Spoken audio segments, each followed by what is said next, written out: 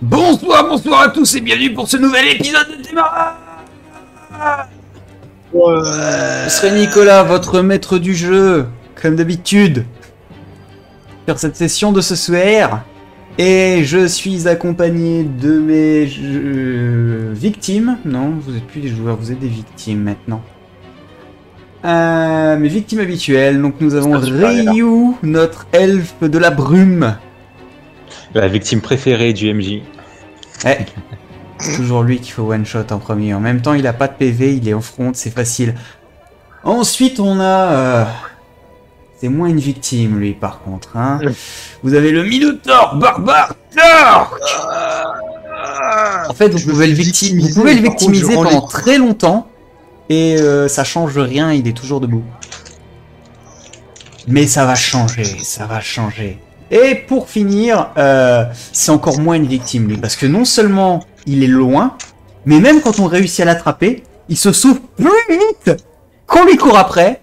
C'est notre ranger de la lune, Aenarion.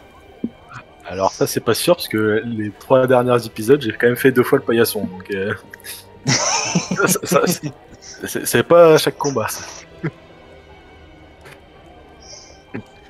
Donc, dans les épisodes précédents de Temaran, les aventuriers ont participé à une guerre, alors que des entités qui étaient scellées sous la ville de Velveran se sont libérées et qu'ils ont assisté les défenseurs de la ville à les défaire en récupérant un artefact en plein milieu du champ de bataille pour pouvoir l'utiliser sur le commandant ennemi, le geler dans la glace. Pendant que le roi commençait un duel de regard avec lui pour le défaire finalement. Ryu a découvert pendant ce bref duel de regard que le roi et la grande prêtresse qui l'assiste un petit peu partout où il va, Illa, étaient en réalité tous les deux des seigneurs des cryptes, donc de puissantes entités qui règnent sur la mort. Et il a été repéré. Donc ils savent qu'il sait. Mais ils ont l'air pour l'instant de pas faire quoi que ce soit à votre rencontre. L'attaque sur la cité a été repoussée, tous les envahisseurs célestes ont été oxy, et vous êtes parti vous évanouir dans une ville, dans une petite maison au loin, en espérant pouvoir dormir tranquille, et vous êtes réveillé sans vos bourses, vu qu'il n'y avait pas de tour de garde. Vous avez cherché un petit peu partout les responsables, mais impossible de le trouver dans le désordre qui est ce qu'on peut encore appeler un champ de bataille, hein, vu que les looters et le pillage sont en vogue actuellement à l'intérieur de la cité. Et vous êtes parti à la recherche d'Oda, votre compagnon qui a maintenant disparu après avoir commis apparemment quelques crimes, en tuant plusieurs personnes, en volant apparemment une cape d'invisibilité, ce qui va le rendre encore plus dur à retrouver. Et vous n'aviez plus trop d'indices sur comment le retrouver actuellement, et vous vous êtes rendu compte que les gardes ont complètement scellé toutes les sorties enfin, pas les sorties, mais les entrées de la ville. Donc si vous sortez de la ville pour l'instant, vous ne pourrez plus rentrer, vu qu'ils essaient de limiter le nombre de personnes à l'intérieur pour limiter les pillages. Et du coup, vous étiez retourné vers le centre de la cité, plus précisément vers la cathédrale de la Bravoure, là où s'était réunie l'armée pour défendre les innocents. Et vous souhaitiez parler à certaines personnes, il me semble. Donc nous nous retrouvons là sur le seuil de la cathédrale, Les portes sont grandes ouvertes. Il y a des personnes autour de la cathédrale qui sont à l'extérieur, sous la pluie, comme vous. Les blessés et toutes les personnes capables d'exercer de la magie sont actuellement à l'intérieur. Non, j'ai rien dit. Il ne pleut pas sur la place, vu qu'il y a un grand groupe de magiciens au milieu de la cathédrale qui maintiennent un dôme anti-pluie sur la place.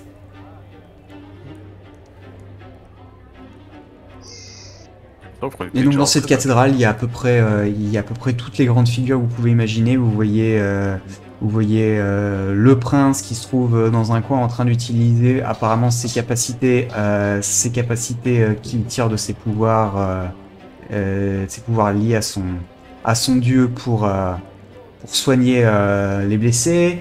Vous avez le roi et Illa qui sont un petit peu plus loin et qui semblent pris dans une conversation avec d'autres personnes que vous ne reconnaissez pas forcément. Vous voyez Astor au milieu de la cathédrale qui semble être en train de maintenir un spell, mais si vous réfléchissez un peu, il maintenait déjà ce spell hier, donc vous savez pas depuis combien de temps il maintient un spell de guérison ambiante, mais il a l'air fatigué.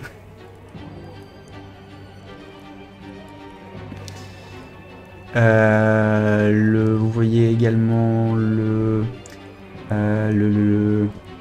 l'héritier de Velveran, donc c'est plus celui qui vous avait accompagné et qui est mort quand vous avez récupéré l'artefact, mais c'est l'autre. C'est Armand de Brimer. J'arrivais pas à retrouver son nom. Et diverses personnes importantes, ça et là. La chef des paladines, Saphir de Brover, que vous aviez rencontré lors de l'attaque de la mine, qui est également aux côtés du prince, soignant, qui utilise ses capacités divines pour soigner quelques blessés.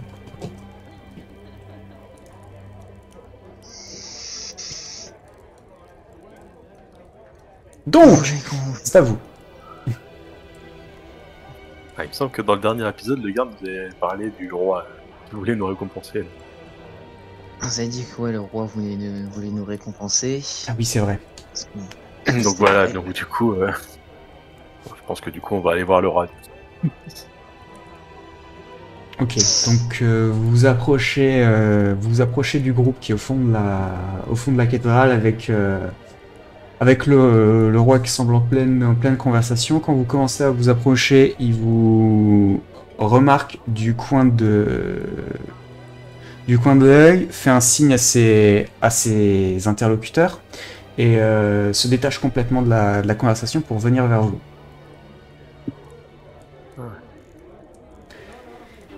Bien, vous aviez disparu juste après la bataille. Je commence à m'inquiéter.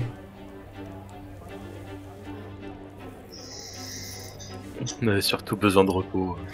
La journée avait été très très longue. Je l'entends, mais où est-ce que vous êtes allé vous reposer? La cathédrale n'était pas assez sécurisée pour vous?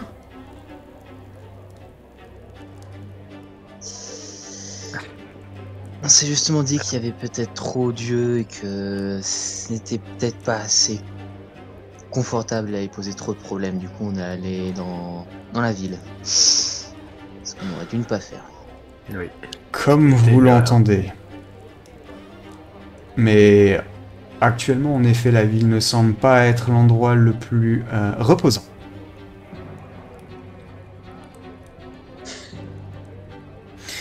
Tu remarques, après quelques instants qu'il parle à tes compagnons, Ryu, le roi fixe ses yeux sur toi.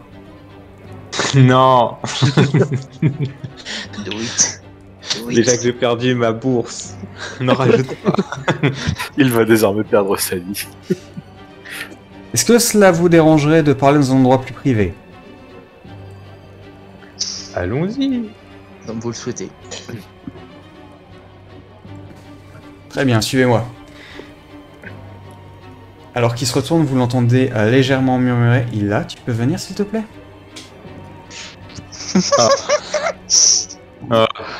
Et la prêtresse qui est actuellement à l'autre bout de la cathédrale se retourne dans votre direction et commence à marcher vers vous. On va recevoir notre équipe. Je crois qu'il y a un sort de niveau 5 qui te permet de de lancer une illusion qui fait croire que tu vas à un endroit pendant que toi tu vas à un autre. T'as pas pris je la crois que bonne c'est- classe, malheureusement. Ouais. Je crois que c'est double illusoire, non? Merde, j'aurais dû étudier la magie. C'est ça. Pourquoi j'écoutais pas en cours? Pourquoi je m'en fais des points brumeux? Merde. Ok, donc vous vous dirigez un petit peu vers l'arrière de la cathédrale. Le roi ouvre une porte et passe de l'autre côté. La pièce que vous voyez de l'autre côté, la décoration qui est très gothique à l'intérieur de la cathédrale. De l'autre côté, de l'autre côté, cette pièce est d'un aspect semblable. Toujours extrêmement gothique, mais là où la cathédrale en elle-même était remplie de références divines, de fresques, de statues de divinité et d'objets de religion, là, l'endroit où il a ouvert la porte semble plus donner vers une sorte de mausolée avec des gargouilles qui sont un petit peu plus sinistres, des crânes dans les murs. C'est gothique, mais le côté un peu malsain du gothique. Génial.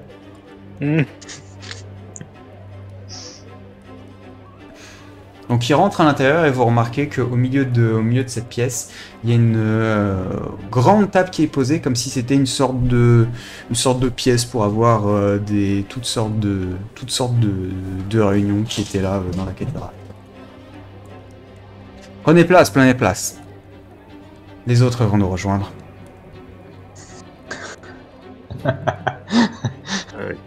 Quels Je autres? ne poserai aucune question. Je vais juste m'installer.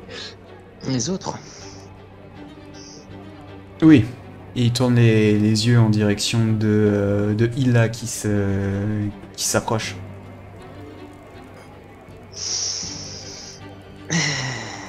Soit. Ça peut être une bonne discussion.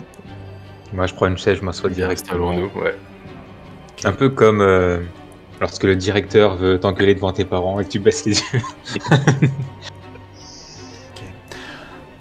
Faites-moi tous un jet de sauvegarde d'intelligence. Ah, Yes! Ça C'est- commence bien. Ça, c'est mon fort. Ça, c'est ma spécialité, c'est mon domaine. Et Sauvegarde c'est mon intelligence. domaine. Alors je sais pas, Ryu, je sais t'es pas. beaucoup trop stressé, Oh. tu vas t'asseoir, tu te mets en place. Aenarion, tu te mets en place, tu restes peut-être vigilant par rapport à ce qui va venir de la porte. Torque, toi t'es très suspicieux et tu regardes partout autour de toi. Et tu remarques que d'après la taille de la cathédrale, cette pièce devrait pas être aussi grande. On est rentré dans le Tardis. C'est ma seule ref là-dessus. C'est l'effet que ça a.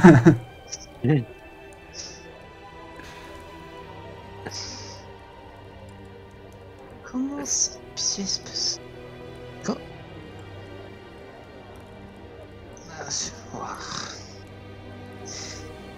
Elles vous semblent pas un peu grandes ces pièces? Je veux dire, À ce moment-là, Hilla passe la porte et la porte se referme vers vous. Et une fois que la porte est refermée derrière Hilla, vous remarquez que l'apparence de la porte est complètement différente de la porte que vous venez de passer.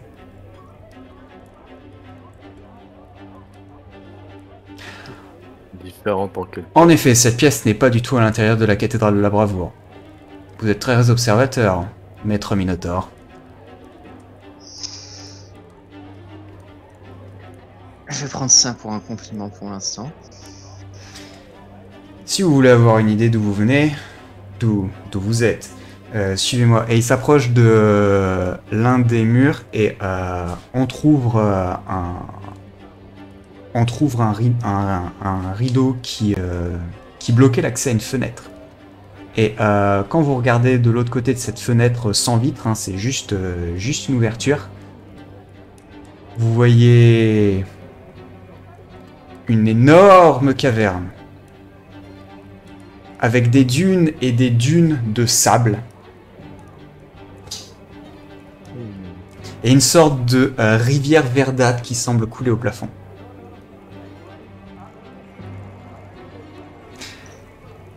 En regardant de plus près, les dunes semblent plus être des amas d'os et de poussière d'os,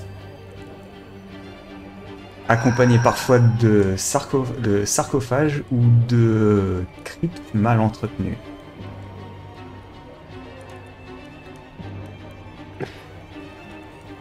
Quel est cet endroit?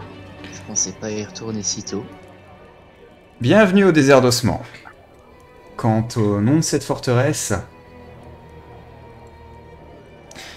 nous verrons si vous méritez d'en connaître le nom à la fin de cette conversation, si vous voulez bien.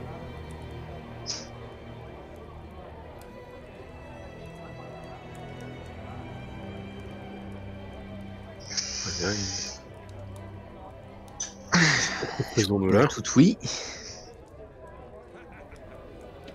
Donc, vous êtes tous conscients de notre identité, il me semble. Le roi fait le tour et va s'asseoir à l'une des chaises autour de la table. Notre compagnon nous en a parlé il y a quelques... Il y a 5 minutes en vrai. Genre juste avant d'entrer dans la porte. Je dis ah au fait. Bah, c'était sur le chemin du retour, genre vraiment après avoir parlé, genre au chevalier, tu vois. Donc, Bien. ça fait juste quelques minutes. On Vous a comprenez appris que... l'histoire Vous comprenez que c'est un secret qui pour nous est extrêmement dangereux. Et que la sage peut décision serait simplement de vous éliminer pour éviter qu'il ne se répande. Or, vous ne l'avez pas encore fait, donc j'imagine qu'il y a quelque chose que vous attendez. Ou que vous voulez peut-être savoir. En effet, c'est pour ça que vous êtes là.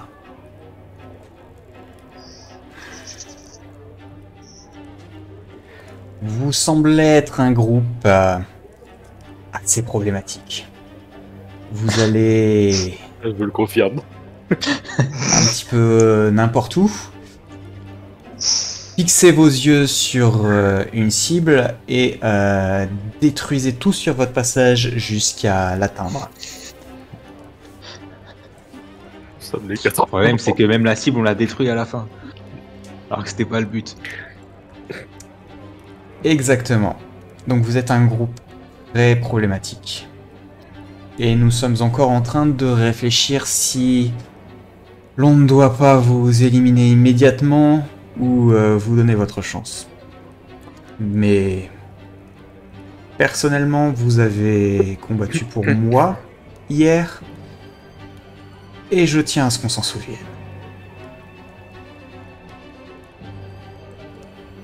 Donc, pourquoi est-ce que vous combattez ?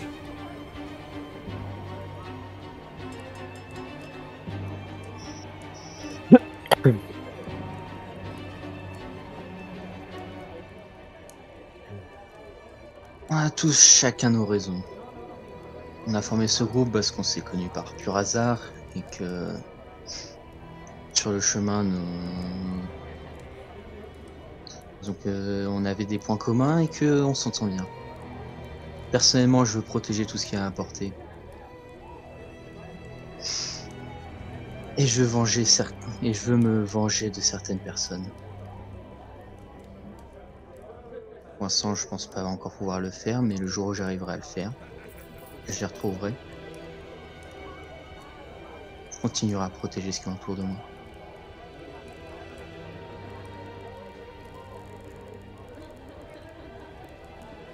Eh bien... Venger les bagueurs, c'est ça ? Votre clan. C'est ça. Dont la majeure partie des âmes sont manquantes. C'est ça.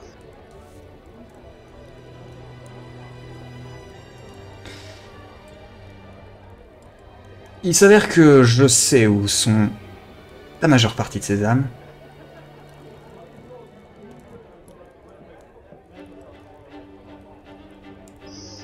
Je le quitte pas des yeux. Et il s'avère que je sais qui est responsable de cette attaque également. Fais-moi un test d'intimidation, Torque.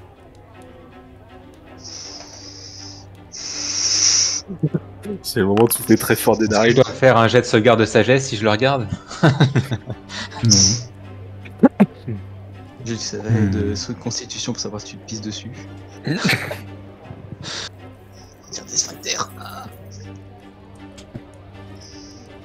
Pour ce qui est de qui vous a attaqué,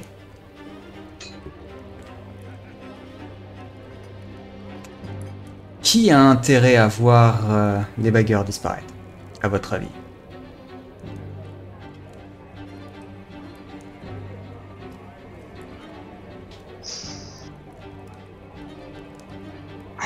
C'est peut-être un petit peu trop large, qu'il y a beaucoup de personnes qui y verraient leur avantage.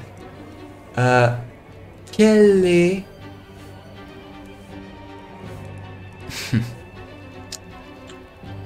Quelle est la plus grosse menace que représentent les bagueurs?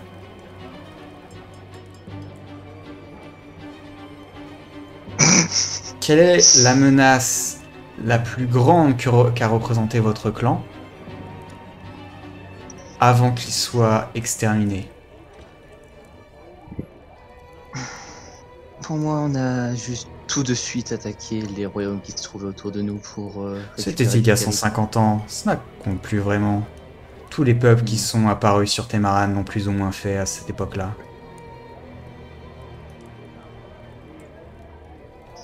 Non. Le moment où les bagueurs ont été le plus dangereux... Quel âge avez-vous? 19 ans. Le moment où les... Quoi? Le moment où les bagueurs ont été le plus dangereux, c'est depuis 19 ans. Car ils ont une potentielle clé de la mort à leur service. Littéralement, quelqu'un qui est capable de faire les mêmes choses qu'Iris a fait avant de s'élever au statut de divinité.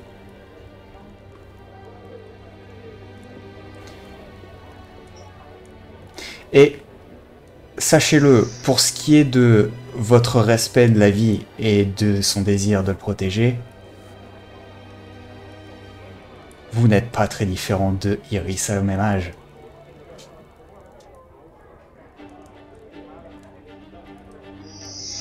Donc, la personne qui a exterminé les bagueurs a définitivement peur de voir une deuxième Iris.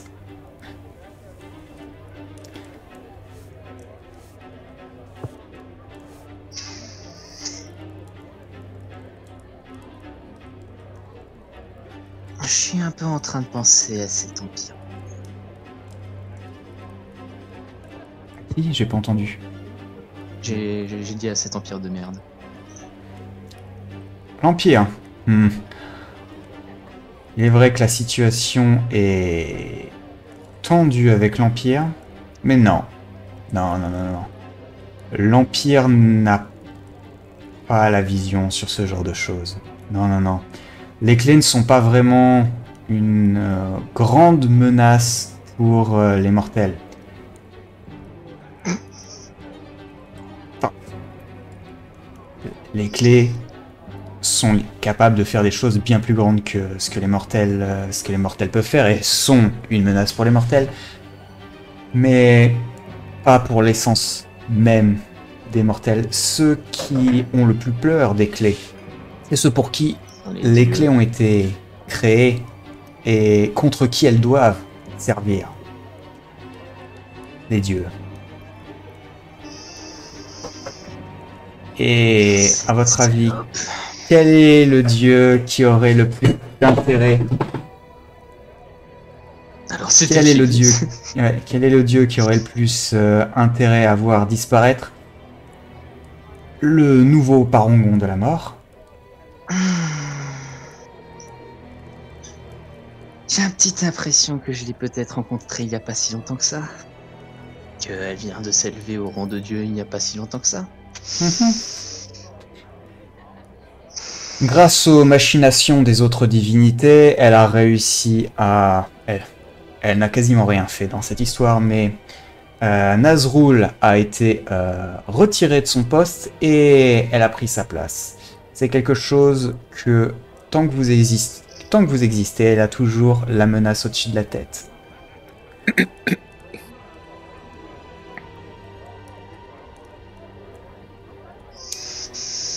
Donc voilà qui est la responsable. Comment elle l'a fait ?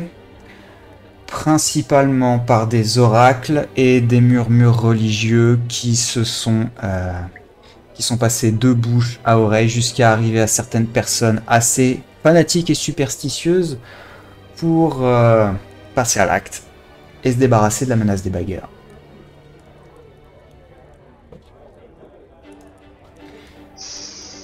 Une alliance qui s'est rapidement dispersée aux quatre vents. Retrouver chacun de leurs membres prendrait énormément de temps. Du temps, j'arriverai à le trouver. Mais ce que je chercherai d'abord, c'est ceux qui ont été enfermés. S'il y a moyen de les retrouver.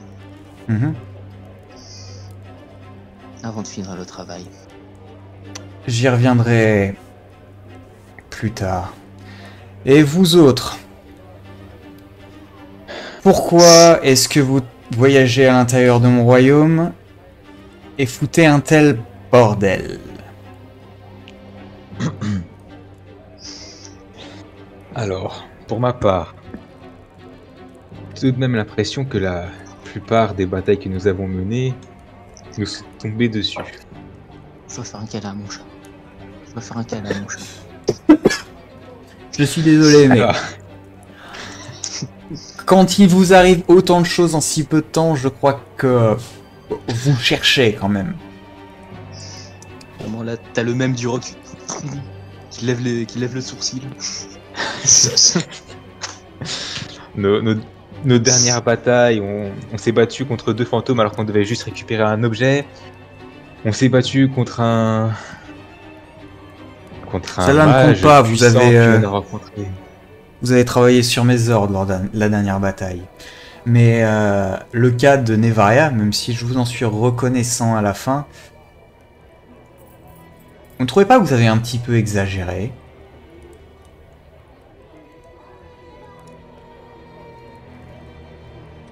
Alors, Vous vous Ça rendez peut compte que sembler, le moindre faux pas, et si elle n'avait pas un talon d'Achille aussi dangereux, c'est vos têtes qui seraient mises à prix pour des milliers de pièces d'or alors qu'il est. vous avez tout à fait raison. J'ai commis une erreur ce jour-là. Une erreur de lui faire confiance. Je parle pas de cette erreur-là, je parle de l'erreur de s'attaquer à elle, avec si peu de préparation, si peu d'investigation.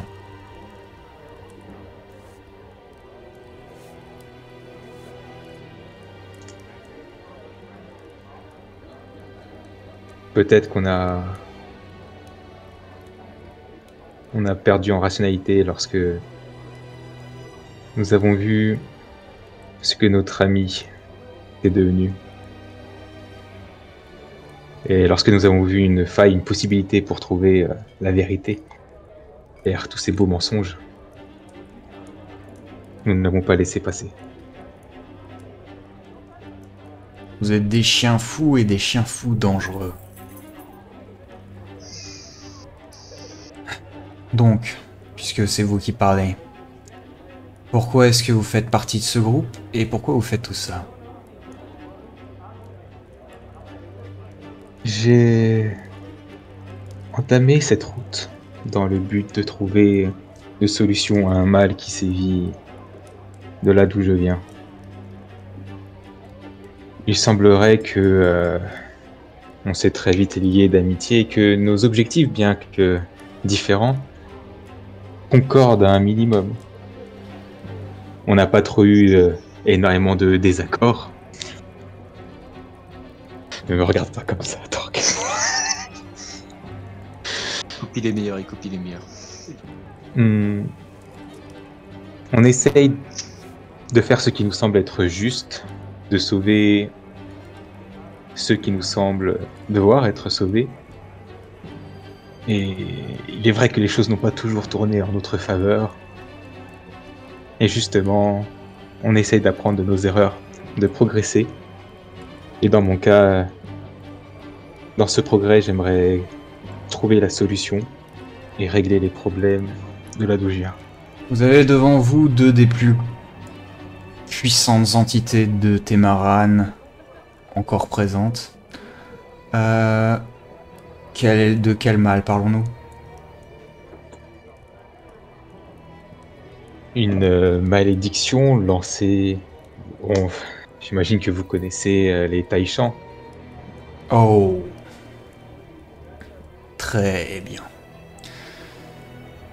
Cette terre est complètement gangrénée par les éléments et les entités surnaturelles. J'imagine qu'il doit y avoir des malédictions. Enfin, je sais qu'il y a des malédictions à la pelle là-bas.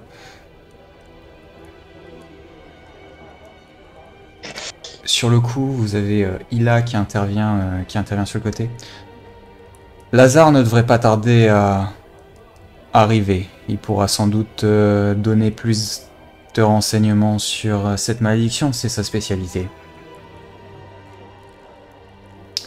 Est-ce qu'on peut avoir je plus lui en de serai détails? fort gré. Seule chose que je sais sur cette malédiction, c'est que elle serait à la source de ce qu'on appelle les dragiennes.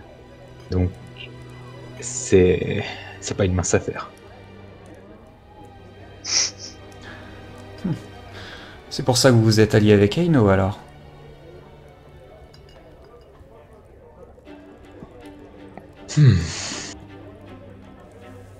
N'êtes-vous pas allié? Il semblait que vous étiez assez proche.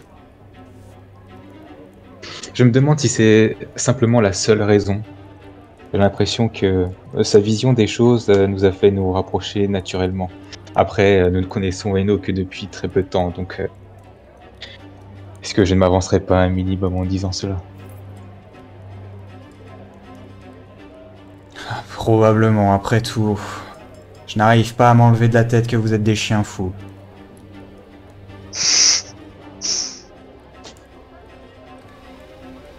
Et vous, Elf? Et notre dernier rempart.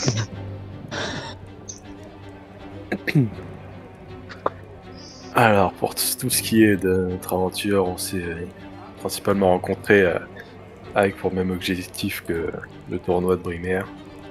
Ce qui nous a fait assez rapidement... Enfin, ce qui nous a fait rapidement prendre connaissance et former notre groupe. Désolé pour cela, à cause de nos machinations, ce tournoi n'aura jamais lieu. Ce que j'ai bien cru comprendre.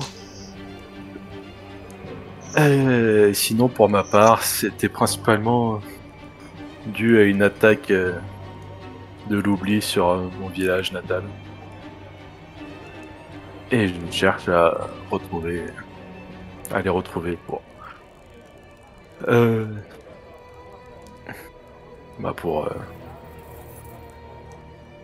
faire taire cela.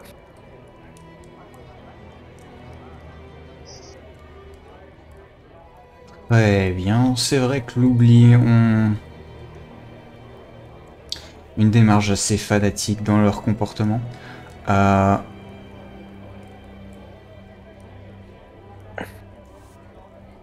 Est-ce que ce serait le... Est-ce que ce serait le réincarné qu'ils ont poursuivi jusqu'ici? Pas Marc, je sais qui est Marc et je sais qu'il n'a rien à voir avec votre histoire, vu que j'ai déjà fait une lecture de sa mémoire pour m'assurer qui il était. Non, d'après mes souvenirs, il s'appelait Théon. Des souvenirs qui m'ont été remémorés il n'y a pas longtemps d'ailleurs. Très bien. L'ordre des cryptes. maintient une relation de distance avec l'ordre, même si la finalité de nos objectifs sont semblables, nos manières d'y arriver sont très très différentes.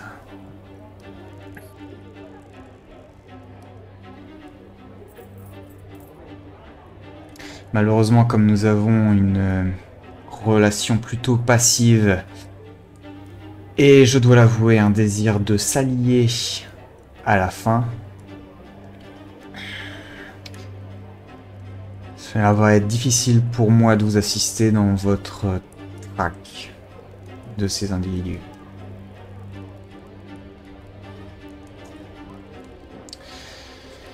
Politique. Tout cela est de la politique, malheureusement. Ah! Ça fait plus d'une 60aine d'années que je me suis incarné dans ce vaisseau comme prince puis roi et je n'en puis déjà plus de cette politique. Que ça se termine vite.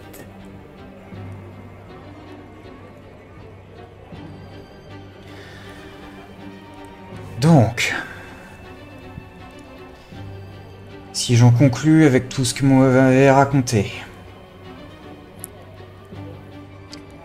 vous souhaitez protéger un maximum de personnes, sauver vos êtres chers qui sont liés à une malédiction, et faire mordre la poussière à l'ordre. J'imagine que vous n'avez pas fini de foutre le bordel.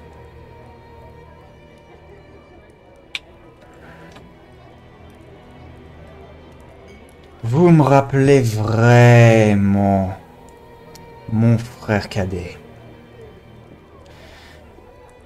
Ah, impossible à gérer. Et pourtant indispensable. Comment s'appelle-t-il? Éon.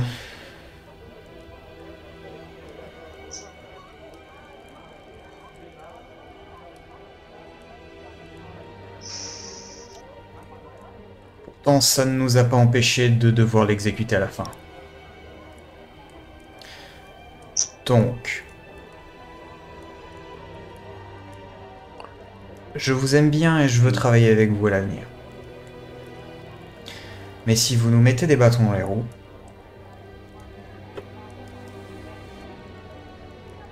nous ferons ce qu'il faut pour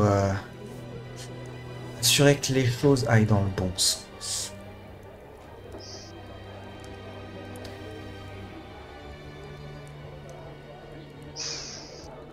Qu'est-ce que vous savez des Seigneurs des Cryptes?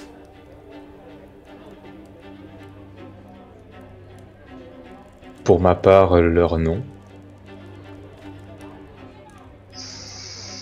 Pour ma part, qui sont 5, mais visiblement plus maintenant, vu ce que vous venez de dire.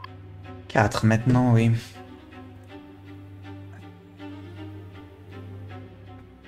Bien, les Seigneurs des Cryptes ne sont pas des entités qui...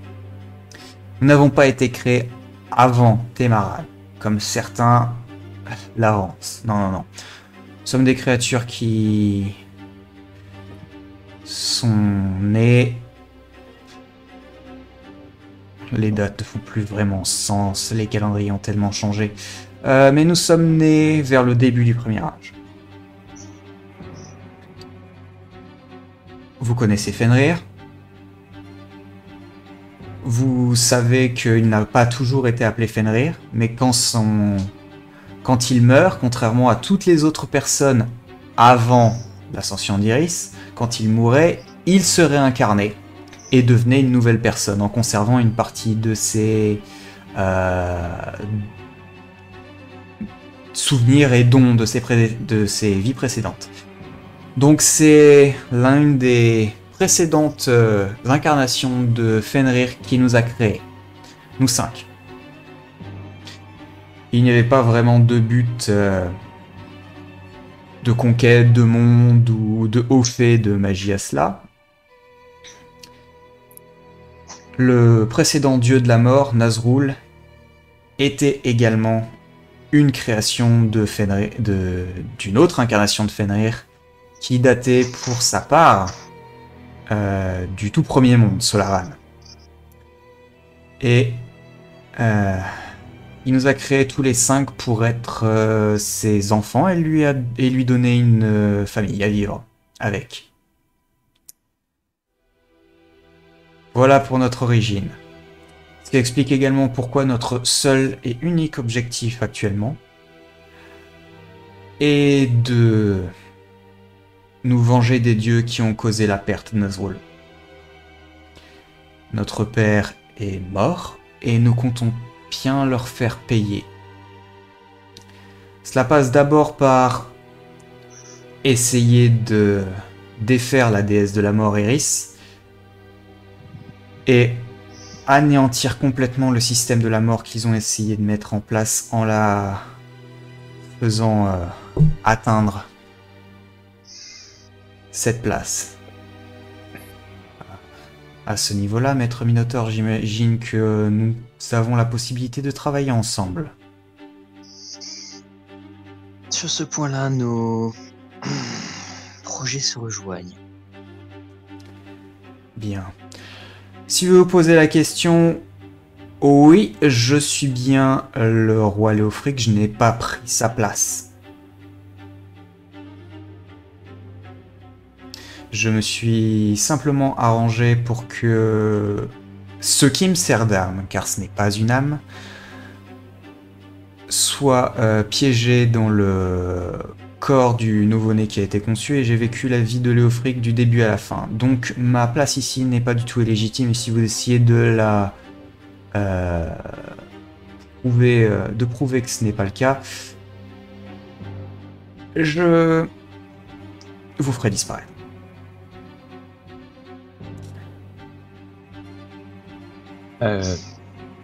Alors, je sais pas si c'est un sujet sensible, mais il y a une question qui me taraude.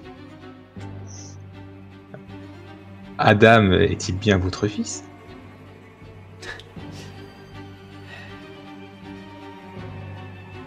Nous n'avons pas d'âme. Enfin, nous avons quelque chose qui n'est pas une âme. Parce que si nous avions eu une âme, Nazrul, notre père, aurait obéi aux règles par lesquelles il a été construit et nous aurait fait vieillir et puis mourir et nous aurait détruits. Et ce n'était pas le but original. Donc nous ne sommes pas techniquement des êtres vivants et nous ne pouvons pas concevoir. C'est pour ça que chaque membre de notre famille est d'une importance capitale pour nous. Et que la mort de notre père est la pire infamie qui pouvait nous arriver. Quant à Adam, c'est bien mon fils. Et vous voyez qu'il a un sourire réjoui qui apparaît sur son visage. Connaissez-vous Falgar, le dieu de Lunari?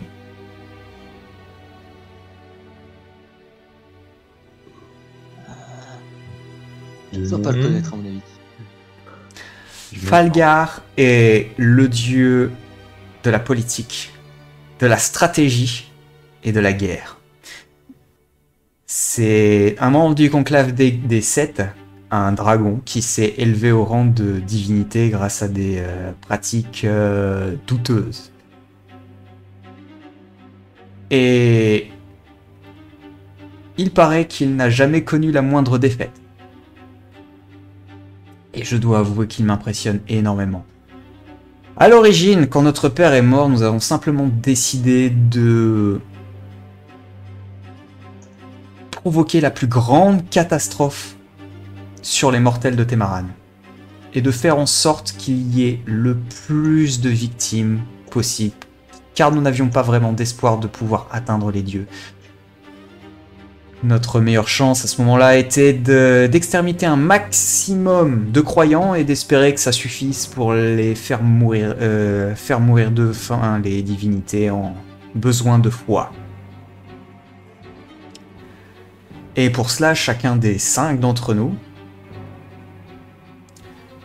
s'est dirigé vers un royaume qu'il devait infiltrer pour devenir son nouveau suzerain et organiser la plus grande et destructrice guerre mondiale qui soit. Cependant, le dieu des stratégies, de la politique et de la guerre est sans doute l'une des seules divinités qui a été capable de voir s'avenir et de complètement contrer notre plan.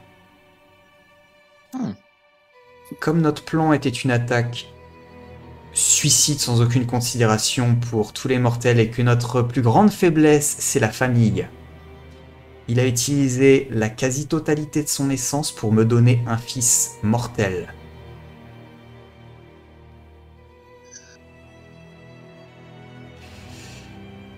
Donner une raison d'arrêter. Pour me donner une raison non seulement de ne pas détruire l'humanité, mais de protéger Lunaran.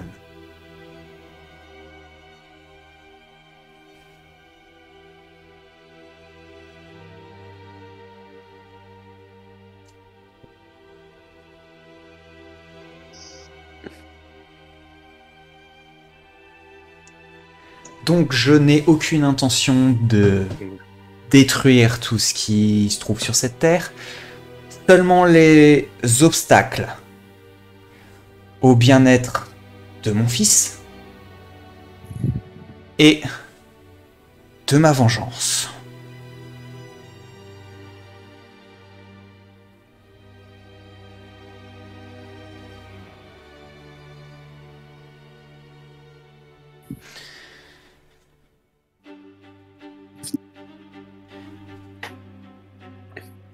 Il vous observe Adam... pendant un...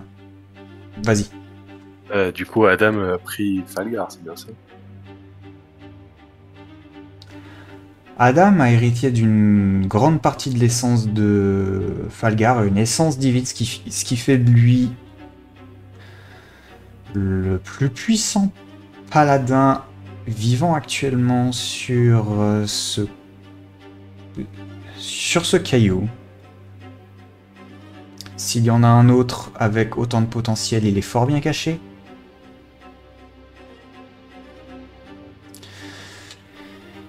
Et il a hérité...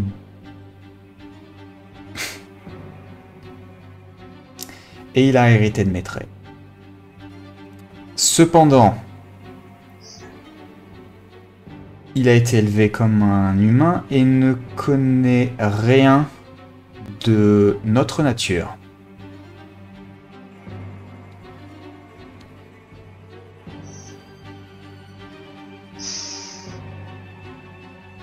Si on veut en parler.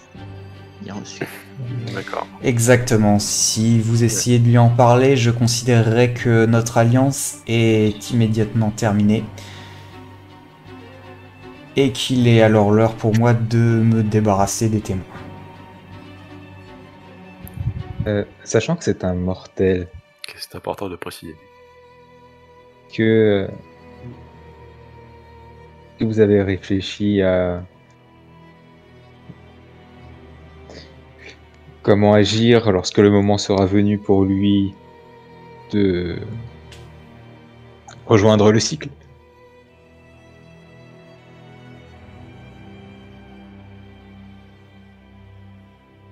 Actuellement, nous ne sommes pas encore tout à fait décidés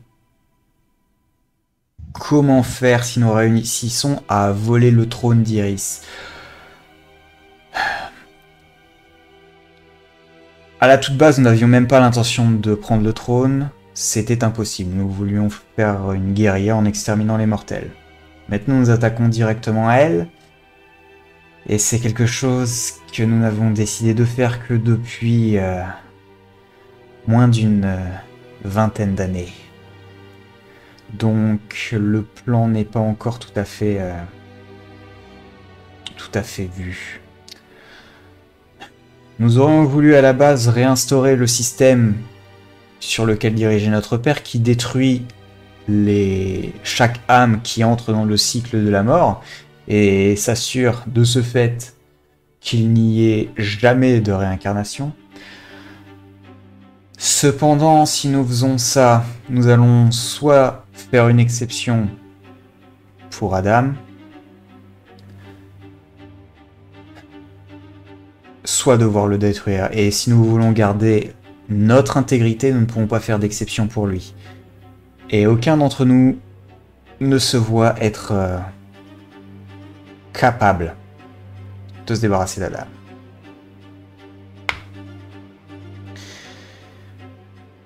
Donc nous étudions la question de conserver le système de réincarnation d'Iris en supprimant complètement cette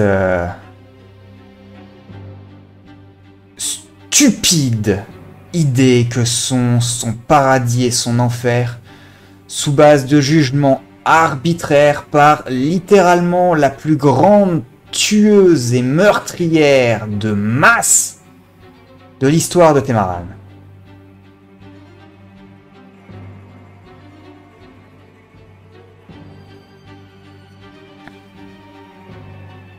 Donc nous penchons plus pour cette option, mais c'est encore sujet à débat.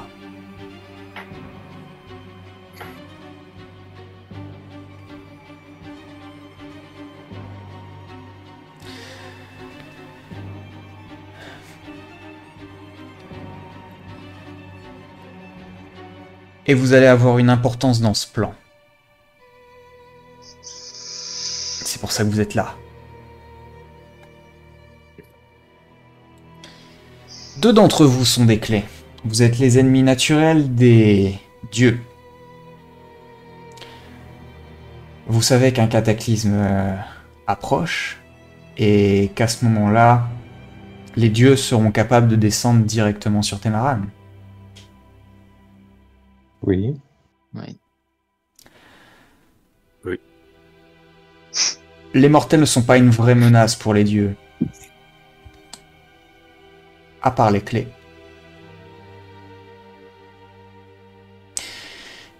Les autres clés qui sont à l'extérieur. Kraeden, la clé de l'eau. Kalagar, la clé du vent. Kamirantré, la clé des ténèbres. Firmalion, la clé de la lumière. Ixen alors, la clé du feu.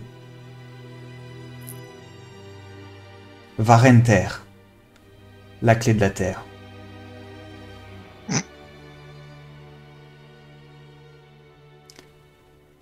Ils ont tous à leur poste depuis plusieurs centaines d'années maintenant.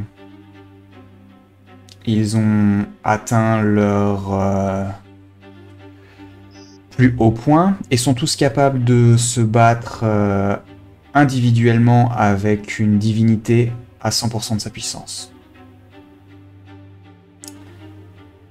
C'est votre potentiel, mais c'est quelque chose qu'il va vous falloir attendre au moins plusieurs décennies. Si ce n'est des centaines d'années. Ce qui veut dire qu'au moment où ces dieux vont descendre sur Terre, ils vont se débarrasser des mauvaises herbes en premier. Vous en avez conscience ou pas? Ou est-ce que vous croyez qu'ils vont quand même descendre pour vous sauver ou prendre sous votre aile? Est-ce que vous croyez sincèrement que la bonne foi qu'ils font preuve envers vous actuellement n'est pas pour vous attirer dans un piège et vous étouffer en silence? La menace n'est pas uniquement dans le fait que vous possédez les clés, la menace est aussi dans le fait que tant qu'ils ne saisissent pas votre clé et qu'ils ne la scellent pas quelque part, elle va continuer de germer dans un autre mortel s'il vous tue. Donc ils ne vont pas se contenter de vous tuer, de vous effacer, de vous éradiquer.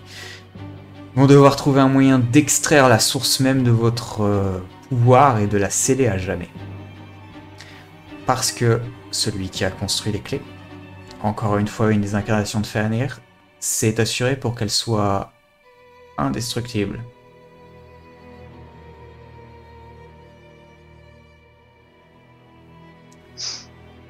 Donc, est-ce que travailler avec nous pour nous débarrasser de ces vermines cosmiques n'est pas dans votre intérêt?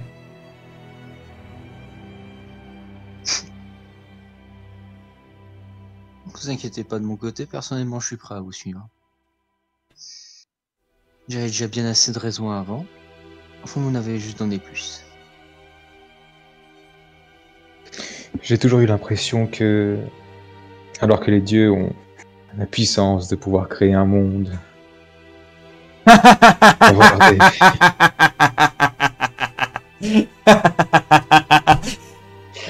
Effectivement, Oui. ils se vantent de ce genre de choses. Temaran n'a pas été créé par les dieux. C'est l'une des précédentes incarnations de Fenrir qu'il a fait. Ils n'ont fait que lui voler la vedette. Vous rendez-vous compte à quel point ils ont peur de cet homme?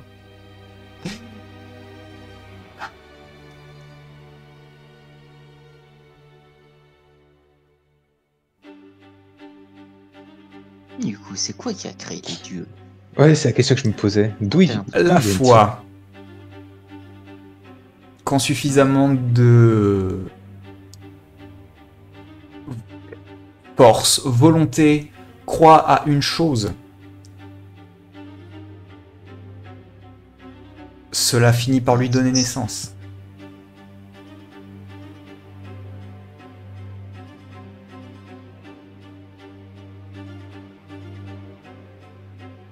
Est-ce qu'on peut considérer que tout ce que les humains auraient pu ressentir jusqu'à présent à travers les guerres, les réjouissances ou je ne sais quoi, aurait pu créer du coup des divinités à chaque instant? Non, pas à chaque instant, ce sont des pensées concentrées.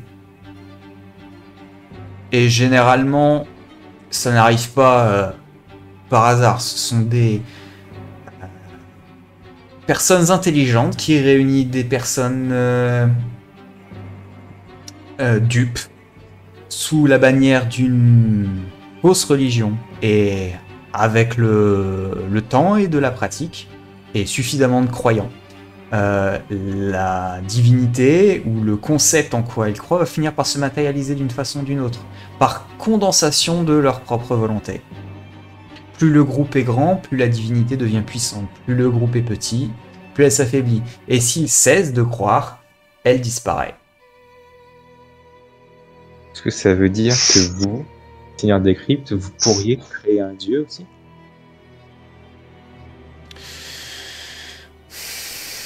Il nous faudrait beaucoup de travail pour le faire juste à nous 5. Et il n'y a aucun intérêt à cela.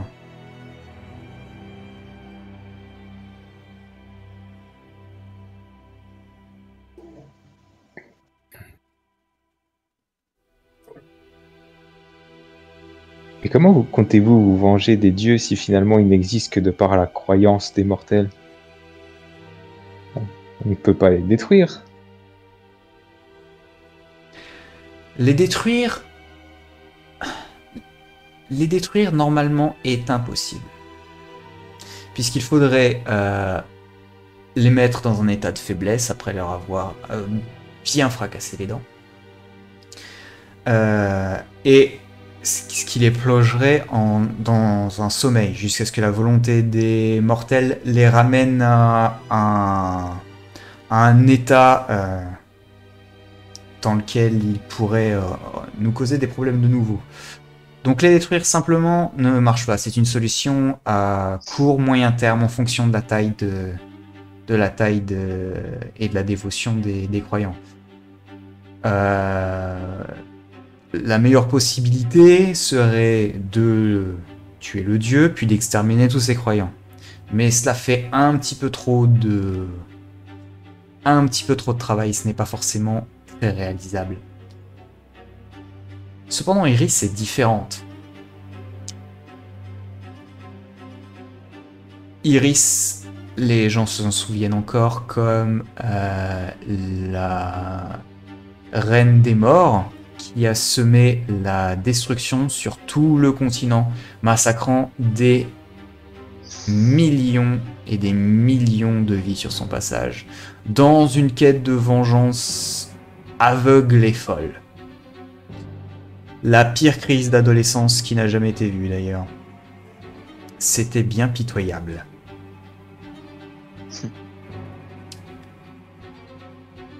Donc, le nombre de ses croyants est assez restreint.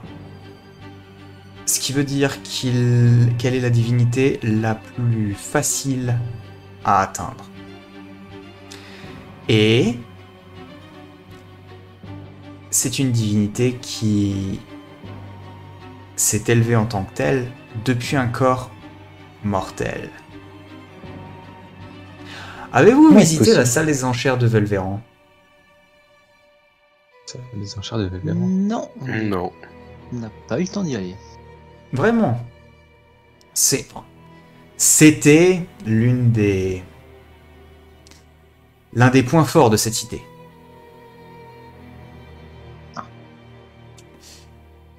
Une vraie œuvre d'art, mais bon. Maintenant, c'est plus un tas de gravats qu'autre chose. Il y a une statue fort intéressante, avait une statue fort intéressante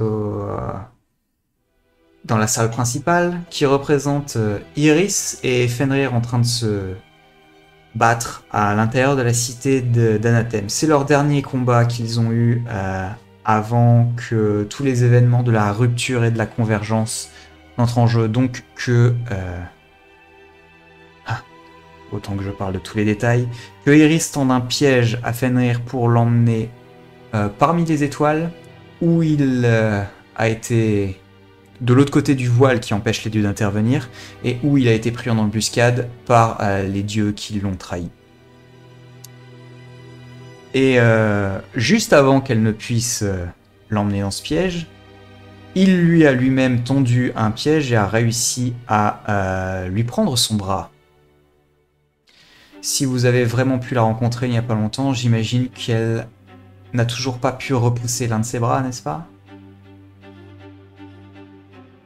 Je me souviens plus dans ma tête. Est-ce qu'il lui manquait un de ses bras? L'un de ses bras était était comme un fantôme. On voyait à travers. Ok. C'était un bras spectral alors que le corps le reste du corps semblait être fait d'une kikine noire, d'une armure noire qui lui colle, à la peau. C'est de l'armure. Je me souvenais plus du détail du bras spectral. Eh bien, elle avait quelque chose. Pas un bras normal, mais... C'était plutôt transparent. Devinez qui a lâché Ah, Ah. Vraiment, on est Alors. venu jusque-là. Voilà, c'est bon, s'il s'est remis. Attendez, je remets le fil. Ouais, désolé, hein, j'ai un problème Il y a des avec soucis mon techniques. casque de rechange. Ouais. Du coup, je passe sur le truc pourri. Voilà, tu peux répéter ce que t'as dit? eh ben... elle Attends, l'avait parce que pas ça a vraiment- recoupé. Oh Oh.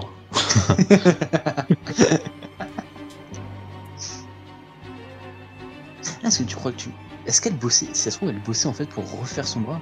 Ou peut-être qu'elle pouvait pas. Bon. Vas-y. Ok, je t'en donne.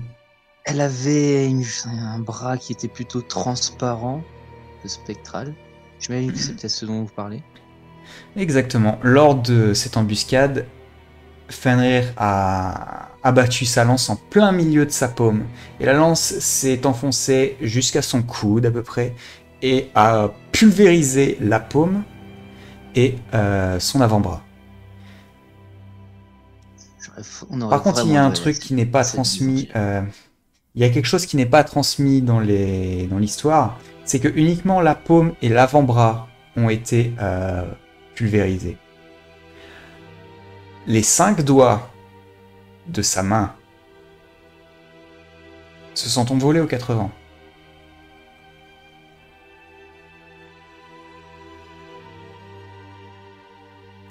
Cinq doigts qui appartenaient à son corps avant qu'elle ne s'élève en tant que divinité. Si nous les réunissons, nous pourrons les utiliser comme encre pour lui rendre un soupçon de mortalité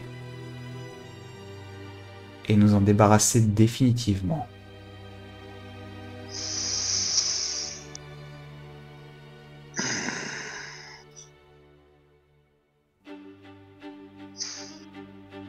Et je suppose que vous les cherchez depuis un certain temps. Oh oui, nous en avons... Ah, c'était il y a 150 ans. Ouais, mais genre ils bossent Enfin, ça se trouve, ça fait peut-être 20 ans qu'ils bossent dessus. Nous en avons 4 en notre possession. Enfin, 3 et demi, 3 sûrs, et un qui est actuellement entre les mains de Heino. Depuis quand? Ah, c'est ça qu'il allait chercher. Chut. Depuis quand? Il me Et semble d'ailleurs, que je vous ne êtes au comprends courant de quelque chose qu'il a subtilisé dans les tréfonds de la citadelle. Bah, moi Qu'est-ce non, que mais. ça faisait là? Ses doigts ont volé aux 4 vents et ont été ramassés par les personnes qui étaient sur ce champ de bataille. Et ces personnes se sont vues confisquer forcément leurs trophées par des personnes de plus haut grade et elles ont fini par atterrir entre les mains de différents ducs de ce royaume. Et camoufler mes Pour ça, le réformes remaniement. de purification des nobles de manière à récupérer chacun de ces petits doigts dispersés dans leur trésorerie en attente d'être utilisés à des fins, je ne peux imaginer que maléfiques et nécromantiques, était la parfaite excuse. Parce qu'un pouvoir s'échappe encore des doigts. Oh oui, ces doigts appartenaient à la clé de la mort. Elle était déjà très puissante à cette époque, même si elle n'était pas une divinité.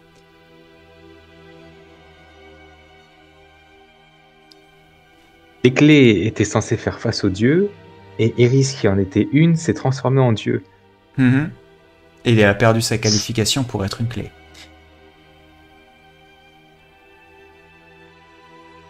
Et ça veut dire que la colère qu'elle avait à ce moment-là et le carnage qu'elle a fait naître chez les mortels une sorte de croyance envers elle.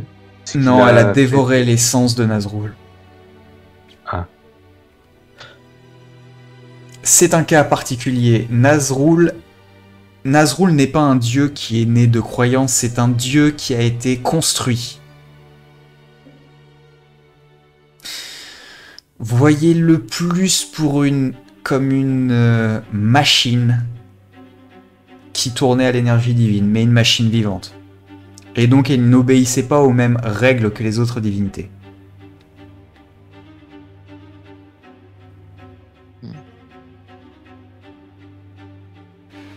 Tomel, c'était un peu un dieu créé, artificiel, qui était différent. En l'absorbant, elle est devenue comme lui. Elle est devenue différente, puisqu'elle n'a pas récupéré les règles qui étaient inscrites dans son esprit.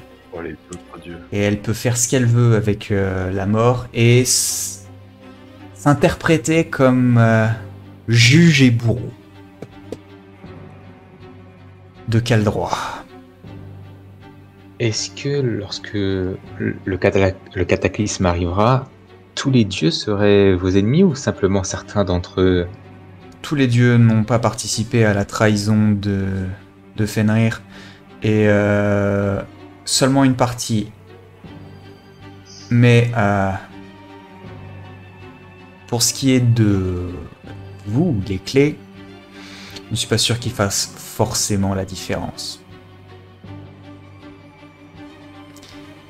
Je n'ai jamais eu aucun lien quelconque avec les dieux.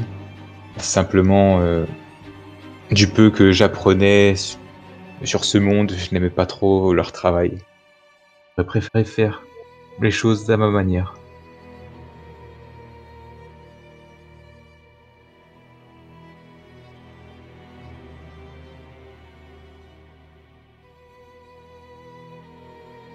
Bien. Je vous ai révélé mes plans. Je vais encore garder secret sur la position du dernier doigt. Sachez que je n'ai pas l'intention d'empêcher Eino de faire quoi qu'il veut avec le doigt qu'il a récupéré. Cela faisait partie de notre accord. Il peut l'utiliser comme bon lui semble jusqu'au moment du rituel final. Donc, si vous vouliez travailler avec lui, n'ayez pas peur que je me retourne contre vous. Il a mon autorisation. Enfin, notre autorisation. Est-ce que vous connaissez la position de Fenrir sur tout ceci? Fenrir a le pouvoir d'exterminer l'humanité s'il en a envie. Il ne l'a pas fait, il a préféré partir parce que ça n'a absolument aucun sens.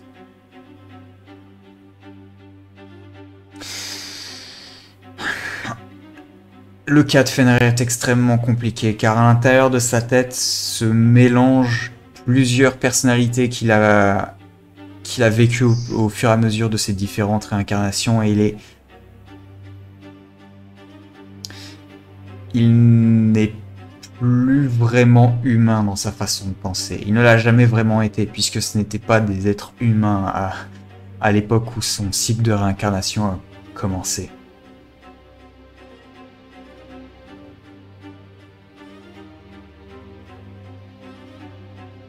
Et il a décidé de quitter Temaran en emmenant les personnes qui comptaient pour lui dans le nouveau monde qu'il est en train de créer. Je sais juste que là-bas, il n'installera pas de cycle de la vie et de la mort.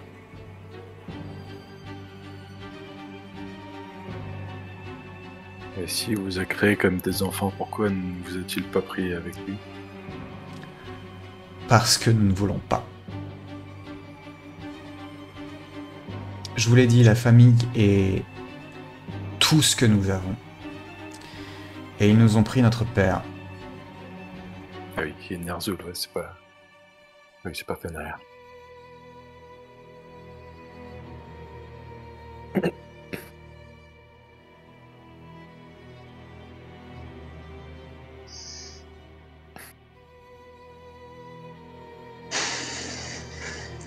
Bon, j'ai bien compris les principaux axes.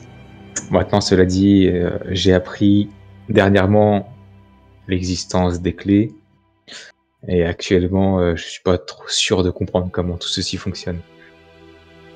Considérez-le simplement comme un talent inné. Vous allez naturellement, avec le temps, développer des dons beaucoup plus facilement que la plupart des gens. Et pour l'instant, vous êtes les concurrents les plus avancés que j'ai vus, mais il y en a d'autres. Donc vous n'êtes pas encore définitivement des clés. Les clés pour lesquelles vous postulez sont encore en train de choisir.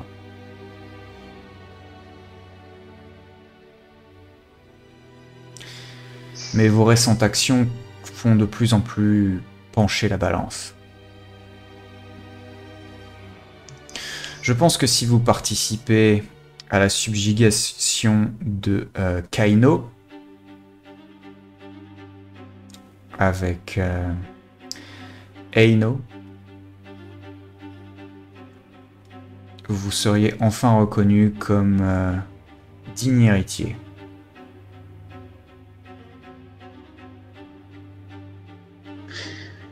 C'était dans tous les cas notre objectif de base. Défaire Kaino. Enfin, si mes alliés veulent toujours nous suivre. Eh bien, je pense que pour nous deux, c'est le cas. Mais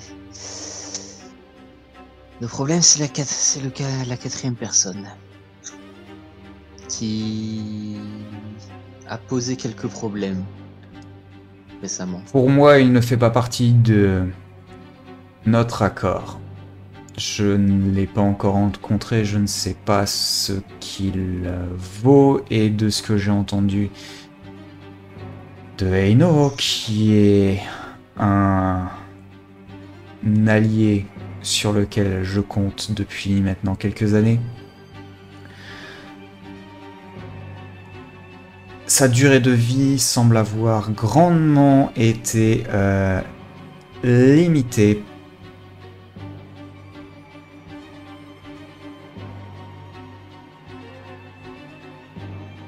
Eino est un très bon tracker, je ne suis pas sûr qu'il soit encore en vie à la fin de cette journée.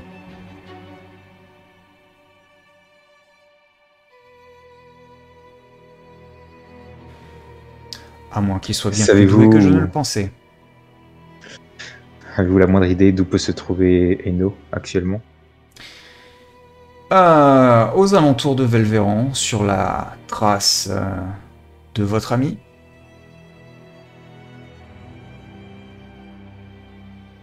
Exactement, il faudrait que il se tourne vers elle qui est juste à sa droite. Il faudrait que nous regardions un petit peu dans le détail. J'ai déjà utilisé beaucoup de sorts pour soigner tes soldats. Laisse-moi un petit peu de temps pour récupérer, mais pas maintenant. Eh bien... Tu es aigri aujourd'hui, ma sœur. Est-ce qu'on est déjà arrivé à cette journée du mois? Et puis, ici se prend un gros coup de tatane à l'arrière de la tête. Et sa tête, elle explose. Sa tête se fracasse contre la table. Et la table actuellement, vous voyez la table qui se fissure.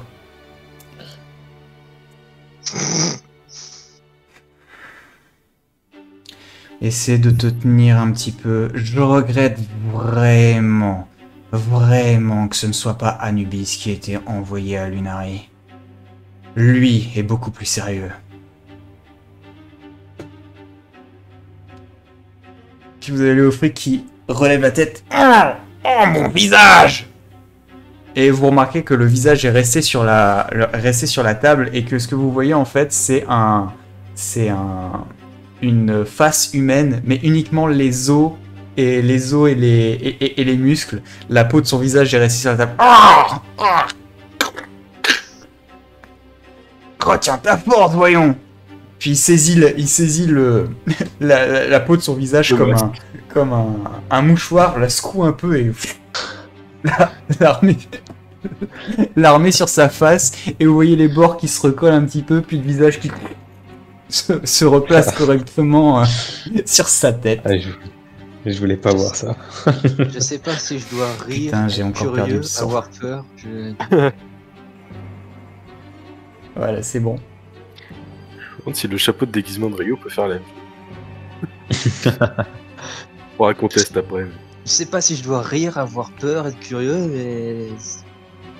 Moi, je suis dégoûté et j'ai fait mon choix. Ah, ok. Moi, j'arrive pas à me décider, mais... Après... Je suis choqué. C'est bon, ta petite séance d'humour est terminée. Ouais, c'est bon, c'est bon.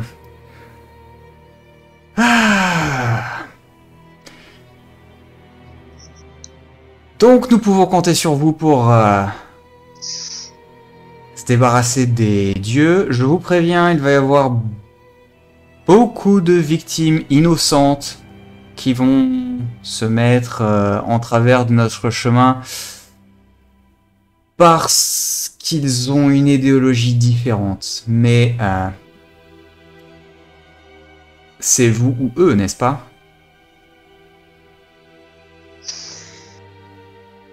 S'ils sont ce type de personnes qui sont venues à attaquer mon clan, à l'exterminer à cause de leurs idéologies, je ne vois pas du coup la différence avec mon but normal.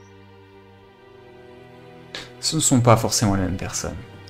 Ils sont pas forcément les mêmes, mais ils pourraient avoir les mêmes intentions. Que ce soit sur moi, sur les autres possibles clés de la mort.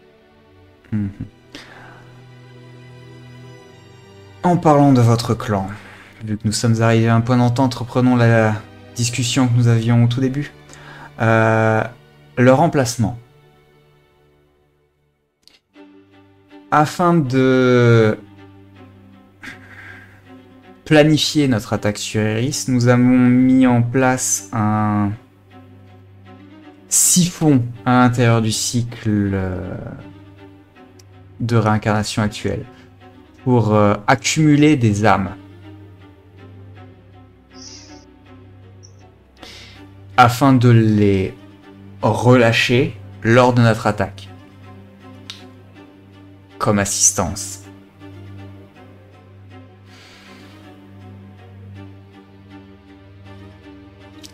Il se trouve qu'une bonne partie des âmes de vos défunts compagnons sont passées à travers ce siphon. Et sont actuellement stockées dans les catacombes de cette forteresse.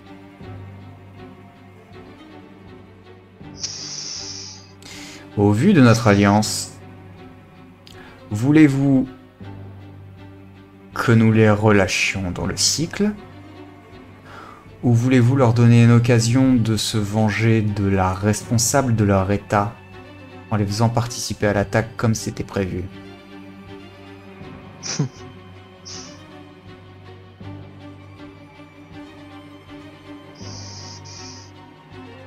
Vous voyez, quand je suis parti, quand j'ai appris que leurs âmes avaient été enlevées, je me suis dit que un sorcier les avait peut-être tués, avait capturé leurs âmes pour peut-être atteindre un truc d'immortalité ou je sais pas trop quoi. J'ai aucune idée de comment la magie marche réellement. Mais je préfère encore l'idée que vous me proposez qu'ils puissent se venger par la suite eux-mêmes. Et qu'ils puissent participer à notre vengeance commune. Très bien. Vous voulez les voir peut-être? Vous voulez les voir, j'en suis sûr. Il n'y aura pas beaucoup de conversations cependant. Rien que les voir suffira. Très bien. Il se lève et vous emmène à travers une ribambelle de couloirs. Et faites-moi un jet de sauvegarde de sagesse. Alors, actuellement, Ryu pense énormément à Eno et à Oda. Est-ce qu'il y a un désavantage dû à sa concentration qui est... Je suis intelligent mais pas très sérieux. Non, pas particulièrement, non. Je pense trop. Ryu Torque, vous remarquez, alors que vous suivez vous suivez le roi Leofric, donc Hadès, à travers la myriade de couloirs. Seulement après le deuxième croisement, vous savez que c'est le deuxième. Par contre, quand vous regardez en arrière, vous savez déjà plus si vous venez d'à droite ou d'à gauche. Et il y a un profond sentiment d'être complètement perdu à l'intérieur de ce labyrinthe.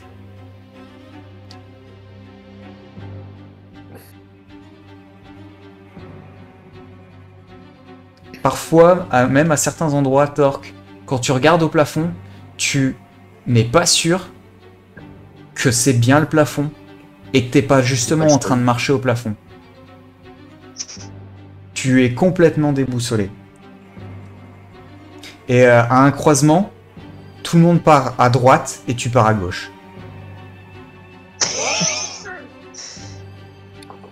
Ça y est, on l'a perdu. C'est le Minotaure dans le labyrinthe. Zoro, rends donc mon cerveau. Et juste, Ila qui ferme la marche derrière vous pendant que Leofric est devant. À chaque fois que tu pars dans la mauvaise direction, elle te fait revenir dans les rangs par sécurité. Désolé, c'est une protection qui se trouve sur cet étage du château pour déboussoler les envahisseurs. Ah, ça marche très bien, je peux vous l'assurer. C'est par là du coup. Non, de l'autre côté. L'autre droite. Ah, la droite de gauche de droite. Non, la droite de derrière. Focalise.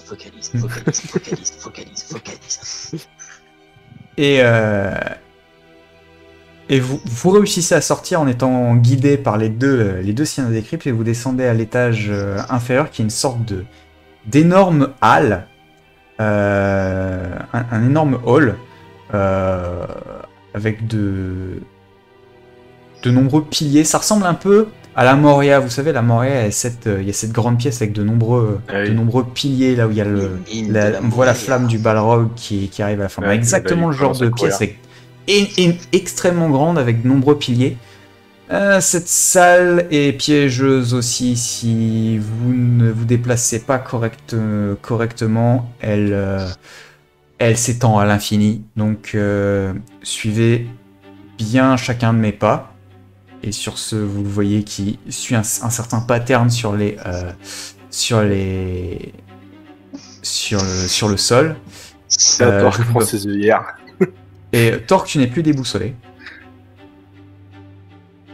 Tu n'es plus déboussolé, donc il n'y a pas de souci. Sur les pieds où les gens devant moi vont.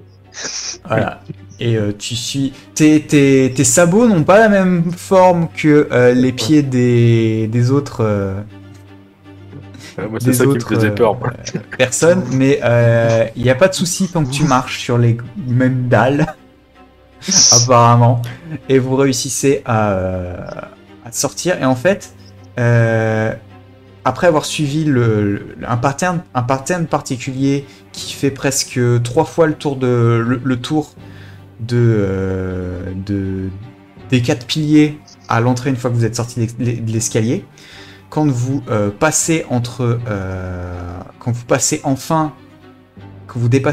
2 piliers, le territoire de la Moria, avec les milliards de piliers à l'horizon, disparaît et vous vous retrouvez dans une salle à taille plus humaine où vous voyez actuellement autour qu'il n'y avait que 4 piliers et vous étiez coincé dans l'illusion au milieu de ces 4 piliers. Et autour de vous, vous voyez plusieurs sarcophages qui sont alignés comme pour garder cet endroit.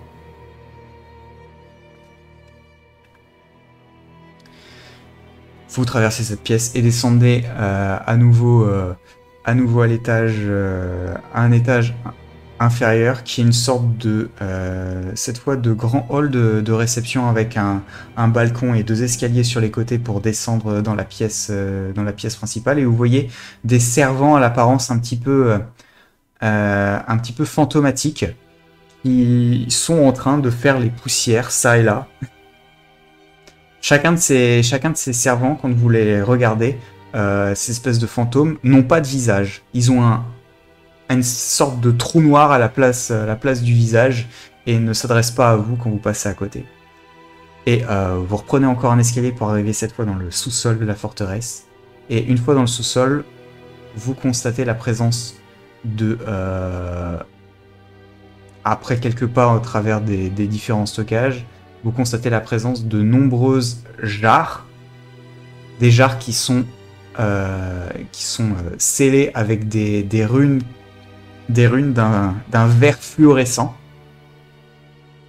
Et à l'intérieur, vous voyez une sorte de liquide gélatineux en constant mouvement. C'est ici qu'ils sont stockés, sous cette forme.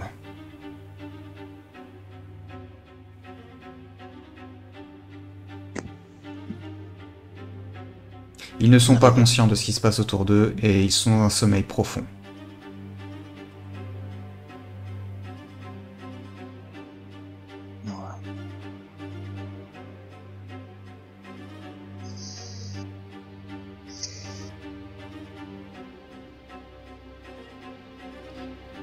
Est-ce que cela vous pose un problème? Je peux toujours le libérer si vous changez d'avis. Non. C'est sûr que si on leur proposerait, ils préféreraient attendre. Ils n'ont pas conscience du temps qui passe de toute façon.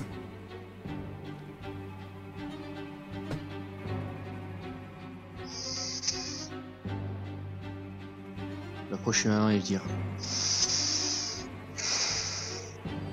Ne vous inquiétez pas. On prendra la revanche sur cette salope. Et je me chargerai de ceux qui resteront.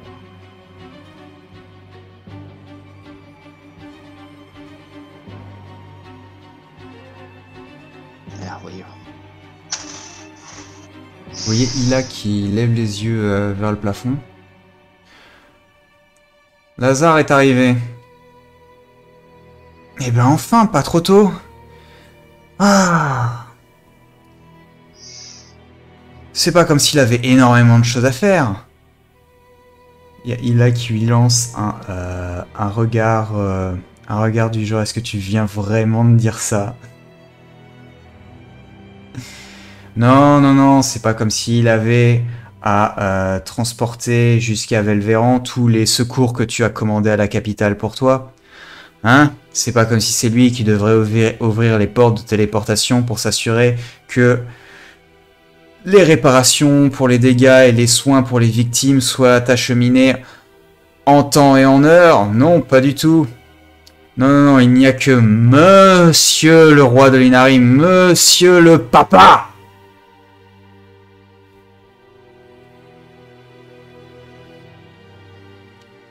Voyons,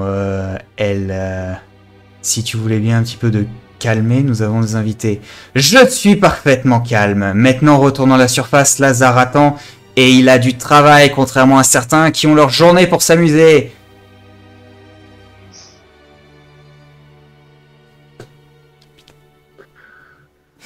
Et sur ce, vous avez le fric qui baisse la tête et qui fait demi-tour pour ressortir du sous-sol. Et je suis désolé les gars, mais je suis en train de galérer avec mon casque et je vous entends plus du coup.